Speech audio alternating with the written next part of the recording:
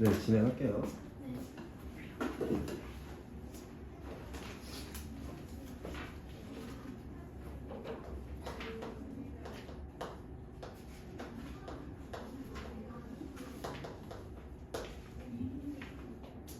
뭐 간단하게 보면 상대 도수는 얘가 전체 도수의 합이죠. 그렇죠? 맞아? 그거에 해당된 부분 요만큼 요 친구를 바라볼게요. 그럼 요 친구의 상대 도수가 어떻게 되냐면 결국에 40분의 6 요렇게 나타낸 게 상대 도수입니다. 그럼 우리는 어떻게 표현할 수 있냐면 도수의 총분의 그 계급의 도수를 한 게 상대 도수. 그냥 간단해. 무슨 말인지 이해했죠? 뭐 우리가 결국 분수꼴로 나타낸 거고, 아 얘가 비율이 얼만큼 돼를 나타낸 게 상대 도수야. 그럼 잘 봐.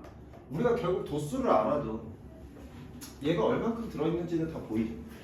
그럼 상대 도수를 왜 배워? 굳이 분수로 표현하면 더 귀찮지 않나? 아니. 자, 이걸 왜 배우냐? 예를 들면 이런 거거든. 한국이라는 나라가 있고, 혹시 제 친척분 중에 중국분이 계십니다. 제가 지금부터 중국을 좀 비하할 거라 혹시 중국분이 계신다. 없나요? 네, 제가 할게요. 자, 중국이라는 나라가 있을 때 한국은 뭐 공부 잘하는 사람의 비중이 이렇게 된다고 할게요. 중국은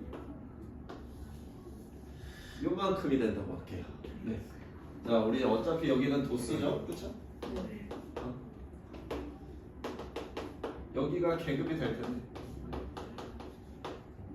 이 친구도 계급이 될 텐데. 자, 한국인들이 똑똑합니까? 중국인들이 똑똑합니까? 제가 갈라치기 하는 건 아니지만, 네, 그래요. 요렇게 되는데, 잘 봐. 중국은 인구가 몇 명입니까? 1억 5천원. 예, 그거밖에 안 돼요. 3억 3억밖에 안 돼요. 예, 40명. 예, 제가 알기로 10억 인구가 넘어가는 걸로 알고 있죠, 그렇죠? 자, 이 친구들의 인구는 10억이고요. 한국은 5천만, 그렇죠? 비교가 됩니까, 안 됩니까? 안 되죠.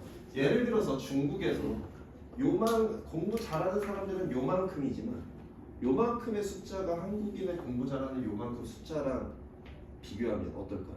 비슷비슷할 수도 있고 더 많을 수도 있죠. 그래서 상대 도수를 사용하는 거예요.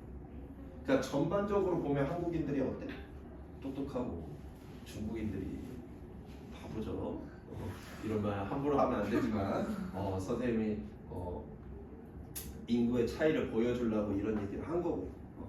그러니까 결국 한국과 중국인에 대해서 누가 더 똑똑한 사람이 많냐라고 하면 한국인들이 아무리 똑똑한 사람들이 많아도 들어가서 앉으세요. 한국인 중에 똑똑한 사람이 아무리 많아도 중국인들의 숫자가 워낙 많다 보니까 그 양을 비교하기가 쉽지 않죠. 이럴 때 사용하는 게 상대도수예요. 상대도수 언제 사용하는지 이해됩니까?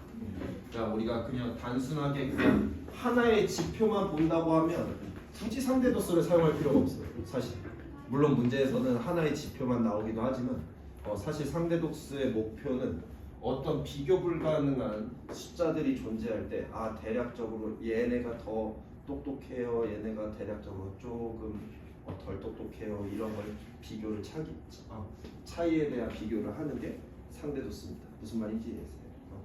만약에 진짜 실제 도수로 따지면 한국인들이 요만하다고 하면 중국인들은 아마 요만큼 이렇게 될 거예요. 그렇죠? 맞아요. 인구수로 비교하면 맞아요. 그래서 우리가 얘를 압축시켜서 뭐로? 상대 도수로 비교를 한다. 이해됐나요? 무슨 말인지. 오늘 내용 끝났어요. 자, 그럼 하나씩 봅시다. 자, 그럼 A는 어떻게 돼? 40분의 얼마? 네, 4가 되겠죠. 그래서 10분의 1이 되니까 얼마? 0.1. 예, 0.1이 되겠죠. 자, C는 굳이 얘 가지고 구할 필요는 없는데 얘 가지고 구합시다. 자, 우리는 원래 C를 40으로 나누면 얘가 나오는 거지, 맞아? 그럼 반대로 돌아갈 때는 40을 곱해라. 그럼 C는 0.25 곱하기 40이 되는 10이 되겠죠. 물론 이렇게 구할 필요는 없어요. 왜? 이렇게 구해야 되네. 네. 이렇게 되겠어. 자, 그럼 B라는 친구도 어떻게 되나? 0.3 곱하기 40이다. 그래서 얼마? 12. 이렇게 되는 거야. 사실 C까지만 나오면 B는 그냥 얘네 차에서 보면 되죠. 그렇죠? 이렇게 12가 될 거고. 자, 그 다음에 D 구해봅시다. D는 어떻게 돼요? 40분의 8. 예, 40분의 8이니까 얼마? 5분의 5분의 1이니까? 23. 예, 0.2가 될까? 자, 얘를 다 더하면 얼마 될까요? 1 됩니다. 왜냐면 결국 40분에 40명을 다 계산한 거기 때문에 1이 나올 수밖에 없어요. 그래서 상대도수에서 중요한 포인트. 상대도수의 합은 항상 얼마? 1.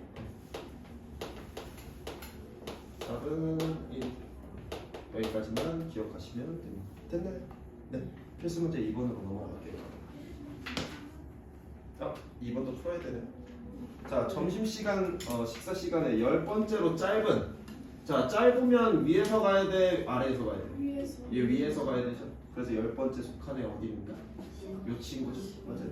그래서 상대도수는 얼마? 네, 0.15가 되겠죠.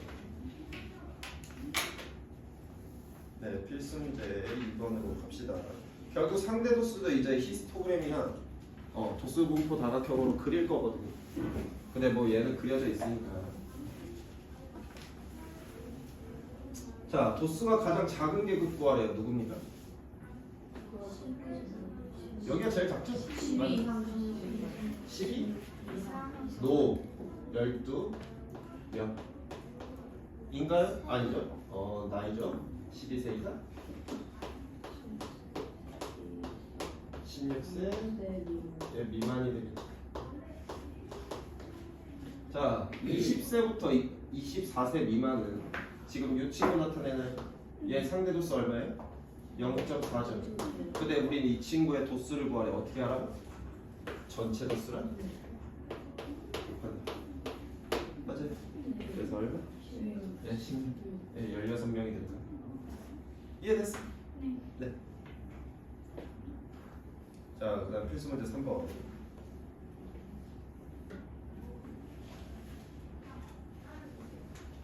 자, 만족도가 50 이상? 자, 기준점을 넣으면 여기서부터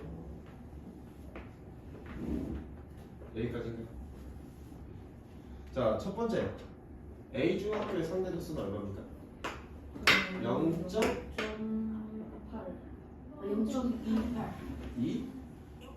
8이에요? 네, 0.28인가요? 네. 자, 그 다음 B는 얼마가 됩니까? 0.2죠? 맞아? 자, 근데 A 중학교는 전체 몇 명? 100명. 그래서 우리는 여기다 100 곱할 거고.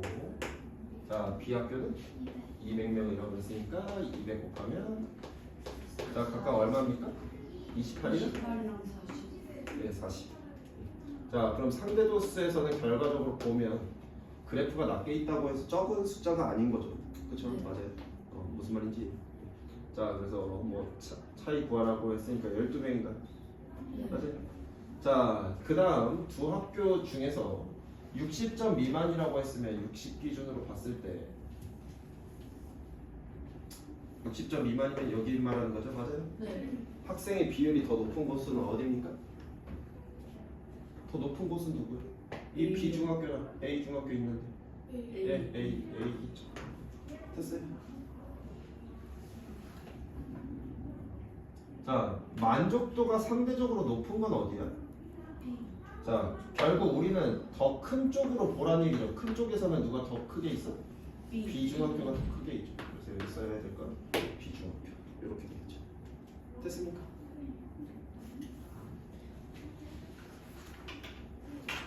네, 그럼 이렇게 하면 개념 내용 끝이에요.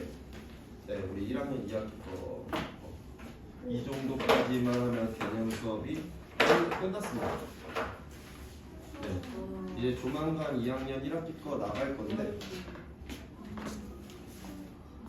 중학교 2학기면 2,000원 주시는 거.